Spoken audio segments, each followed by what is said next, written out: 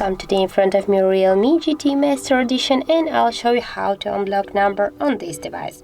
So first you should go to the phone app, and here on the right upper corner tap on the three dots and go to the settings.